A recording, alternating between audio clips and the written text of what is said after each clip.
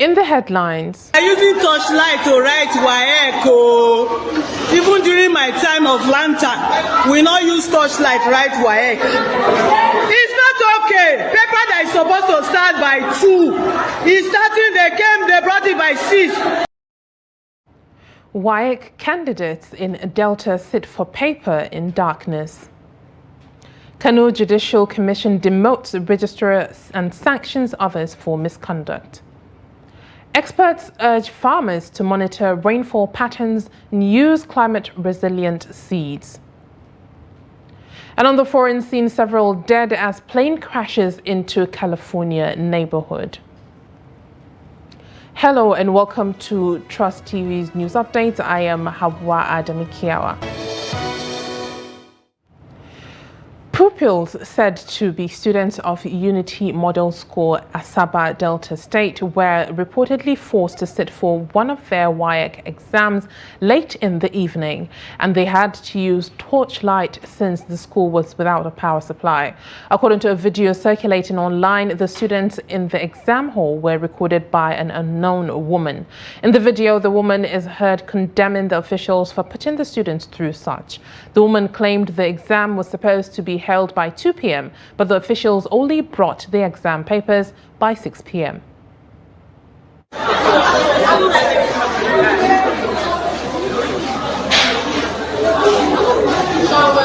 are using torchlight to write WAEC.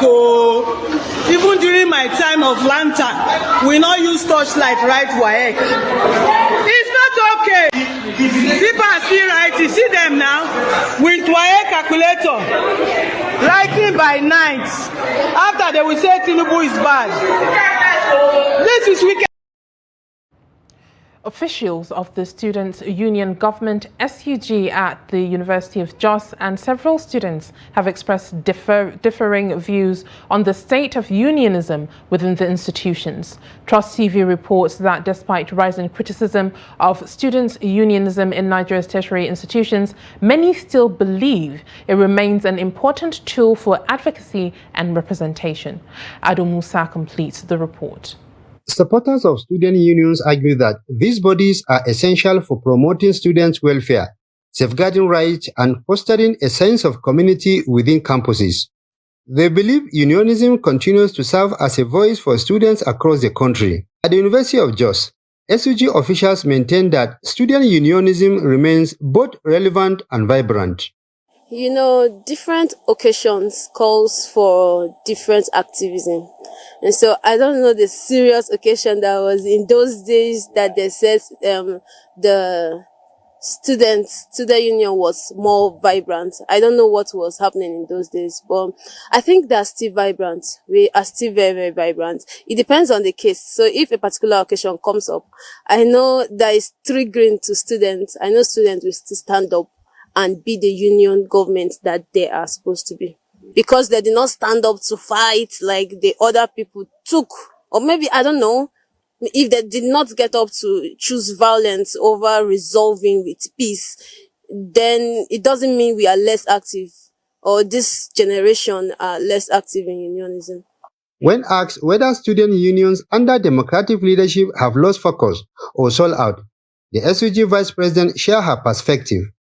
I will always say human beings are human beings. I'm not in anybody's mind and nobody's in my mind. A good person can be in the government and will not be sold out. A bad person can be in the government and be sold out. So we don't know the heart of the people when we are electing them in. So they're the one that choose for themselves. There are still good people everywhere we go. There are still bad people everywhere we go. However, some students express concern that while unionism is still important, student leaders are not meeting expectations.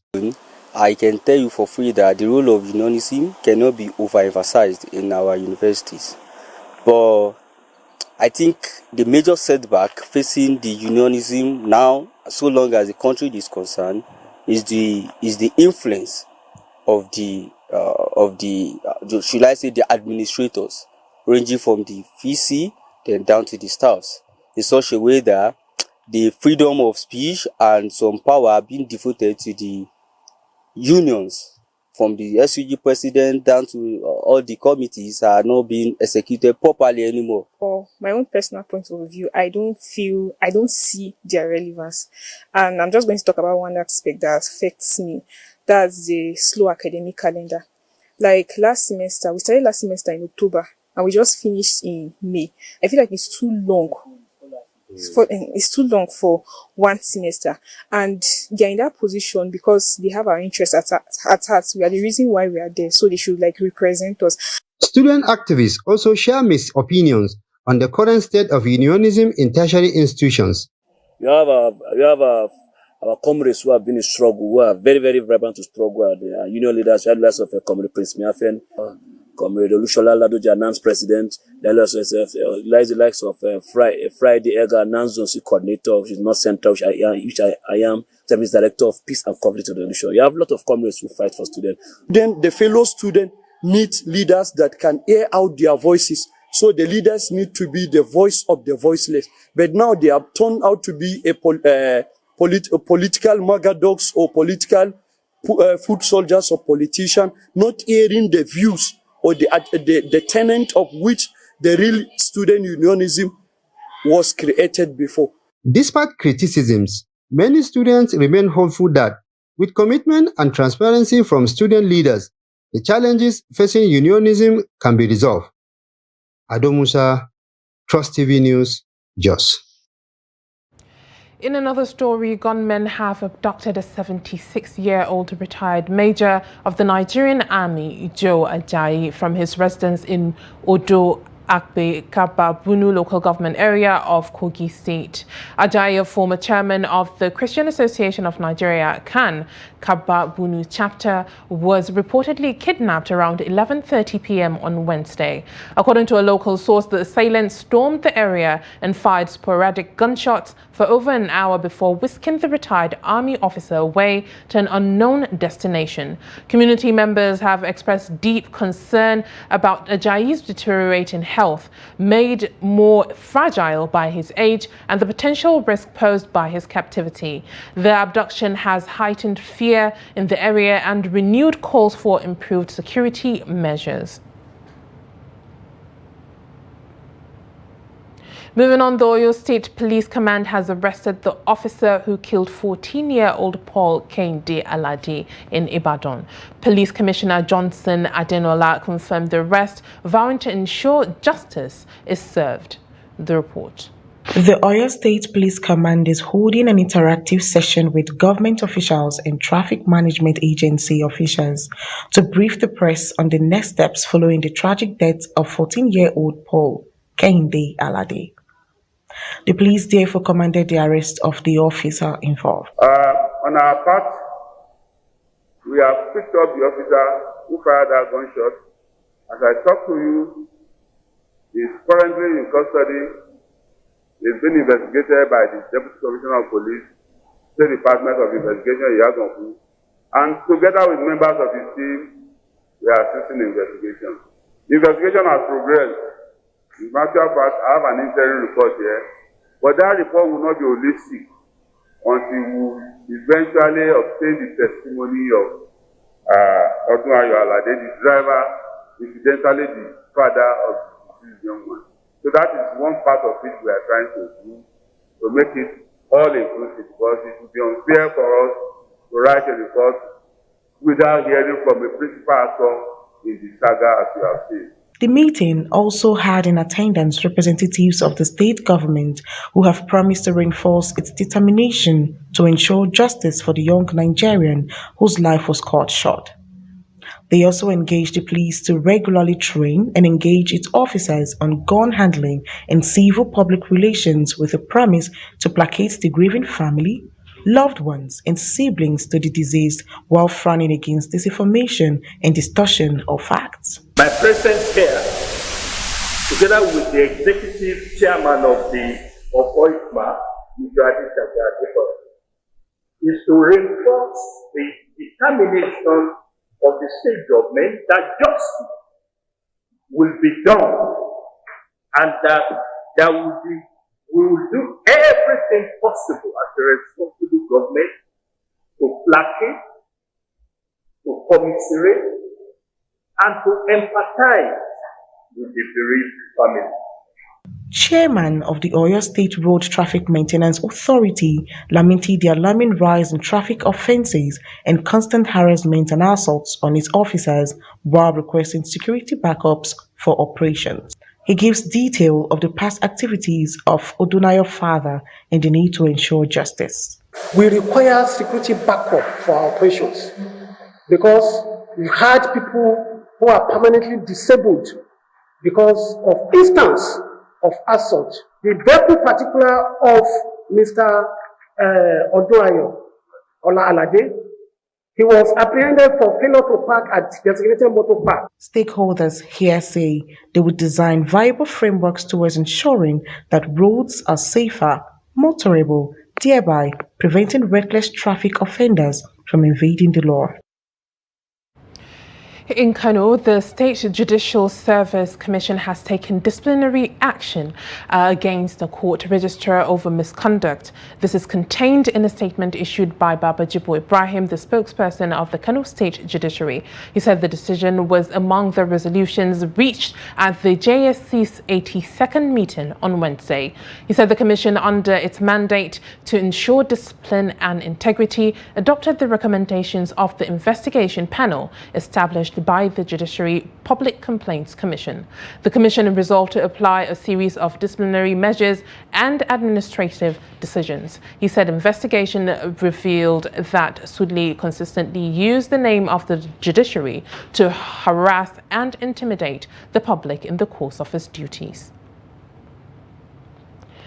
The spokesman of ex-Vice President Atiku Abubakar, Paul Ibe, has said his principal and other political heavyweights like Peter Obi and former Kaduna State Governor Nasir El-Rufai are in talks over plans to float a coalition ahead of the 2027 election. He said this on Thursday while fielding questions on national television, confirming speculations of a planned coalition to unseat the ruling All Progressives Congress, APC. Paul Ibe said the ticket was viable in 2019 and it's still viable today. Obi, the Labour Party presidential candidate in the 2023 election, has, however, downplayed talks about joining a coalition. The former Anambra governor insists he is interested in a coalition against poverty and other vices affecting Nigeria. In 2019, Atiku and Obi contested under the People's Democratic Party, PDP, for the presidential election. You're watching News Update on Trust TV. Coming up after the break. Experts urge farmers to monitor rainfall patterns, use climate-resilient seeds. More news when we return. Do stay with us. Welcome back. If you're just joining us, this is News Update on Trust TV. Let's take a look at our top stories again. WAEC candidates in Delta sit for paper in darkness. And Kano Judicial Commission demotes registrar and sanctions others for misconduct. Moving on to more stories, agricultural experts have advised farmers to consistently monitor seasonal rainfall patterns and adopt climate-resilient seed varieties to prevent yield loss throughout the farming season. They gave the advice during an interview with Trust TV's Adamu Imam in Bauchi amid renewed interest in agriculture for the 2025 wet season. The report. Climate change remains one of the major challenges giving farmers sleepless nights, necessitating constant vigilance and adaptation of weather changes. Agriculturalists Kule Bamboshe and Adamusar Kinyara emphasize the importance of farmers being well informed about weather forecast and using improved seed varieties to ensure better harvest outcomes. Different categories. We have the early maturity, mid maturity, and late maturity. Most farmers doesn't even know anything about the history of the seed they are planting. So, for example, if the seed in your hand is going to mature in 150 days, and then your rain pattern is showing that you have rainfall for 120 or 130 days, definitely you have automatically failed. Your seed, is it a high yielding variety? Is it disease tolerant? Can it resist drought? what is its maturity period? Will it mature within the days that you have stable rainfall? For example, now in Bauchi local government, based on limit weather, we have about 160 to 164 days. So if you remove the possible days that we may have unstable rainfall, we are talking about 120 days. They noted that Nigerian farmers often face significant challenges at the early stages of farming, adding that these challenges are worsened by poverty and limited knowledge of effective agricultural practices, leading to frequent and sometimes total loss of farm produce. I'll prepare ahead of time for this farming season. As we speak, my improved seedlings are readily available, just waiting for the land to be cleared and ready. Also, my herbicides are in place. I'm hoping to get fertilizer because after 2 weeks, I will apply for fertilizer and then everything will have been in place. It is not the only climate change that is affecting we farmers, especially the fertilizer, insecticide is very, very costly. To even get fertilizer is giving us headache. That's the majority problem we are facing. We are begging the government to assist us in all these things as a farmer. On the other hand, government representatives say they have continued to provide support through loans and intervention programs even before the onset of the rainy season. However, farmers' challenges persist despite these efforts. Adam Imam, Trust TV News, Bauchi. Another story, the Rivers State Sole Administrator, retired Vice Admiral Ibok Itibas, has announced plans for the phased rehabilitation of the State Secretariat complex as part of his commitment to enhancing public service efficiency and workforce welfare. He made the announcement during the closing ceremony of a 4-day transformational leadership training workshop organized by his administration in collaboration with the National Institute for Policy and Strategic Studies. The workshop held in Port Harcourt was designed to equip permanent secretaries, local government administrators, directors, and senior officers with cutting-edge leadership skills to drive governance reform. Ibas emphasized that while capacity-building initiatives like the workshop are critical, the physical work environment must also support productivity and excellence. During a recent inspection of the State Secretariat, I deliberately took the long walk, floor by floor, to see firsthand the conditions under which our officers work. From erratic power supply, non-functional elevators, unsanitary conditions, to the lack of work tools. It was a sobering experience.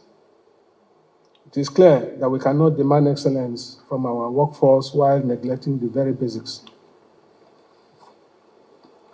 To this end, I'm pleased to inform you that we are working towards the phased rehabilitation of the State Secretariat.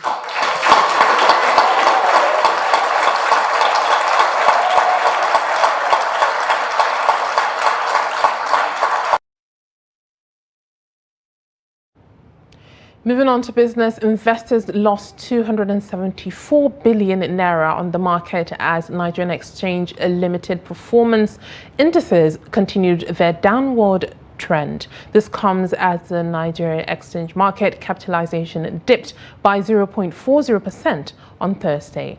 Similarly, the all-share index declined by 435.01 points, or 0.40%, closing at over 109,000 points. The bearish trend was driven by falling share prices in Chelaram, May & Baker, Linkage Assurance, Omatech, Mac Nicholas, and 29 other listed firms. Market breadth also ended negative, with the 34 stocks losing value, while only 23 recorded gains by the session's close. Now away from Nigeria, several people are feared dead after a small plane crashed into a California neighborhood before dawn on Thursday, destroying homes and setting cars on fire. At least 10 houses were burned or hit by debris that spread over a wide area, and cars on both sides of a street went up in flames when the Cessna 550 slammed into the ground in San Diego. One resident said he had fled his home in a hurry. Footage of the immediate aftermath of the crash showed a line of burning fuel linking the flaming cars. Daylight revealed what a close call it had been for some people, with images showing the roof of one home blackened and collapsing. The plane, which can carry up to 8 people, went down around 3:45 a.m. The accident came at a time of heightened tension in the skies above America, with a number of incidents rocking public confidence in flying. This month, 2 people who were on board a small plane died when it crashed into a residential neighborhood northwest of Los Angeles. Another update, Donald Trump's administration on Thursday revoked Harvard's right to enroll foreign students, more than a quarter of its annual enrollment, in a major escalation of the president's fight with one of the world's most storied universities. Trump is furious at Harvard, which has produced 162 Nobel Prize winners, for rejecting his demand that it submits to oversight on admissions and hiring over his claims that it is a hotbed of anti-Semitism and woke liberal ideology. Last month, Trump threatened to stop Harvard from enrolling foreign students if it did not agree to government demands that would put the private institution under outside political supervision. According to university data, more than 27% of Harvard's enrollment was made up of foreign students in the 2024-2025 academic year. Harvard did not immediately respond to a request for comment. On the sporting arena, President of the Nigeria Football Federation, Ibrahim Musa Gusau, has declared that the country's under-20 national team will undergo a full overhaul following a disappointing outing at the recent under-20 Africa Cup of Nations AFCON. Gusau, who also recently assumed the role of president of the West African Football Union, WAFU Zone B, expressed dissatisfaction with the Flying Eagles' performance and emphasized the need for decisive restructuring, particularly in the attacking department. He added that new talents would be invited as part of a broader strategy to refresh the team's structure ahead of upcoming regional competitions. Gusau emphasized the importance of identifying players who can meet the technical and tactical demands of international football, noting that while a few showed promise at the Nations Cup, others failed to meet expectations. And with that, we've come to the end of News Updates on Trust TV. Make sure you follow all our media platforms and watch our YouTube live stream for more news. I'm Hawa Adamikiawa. Thank you for watching.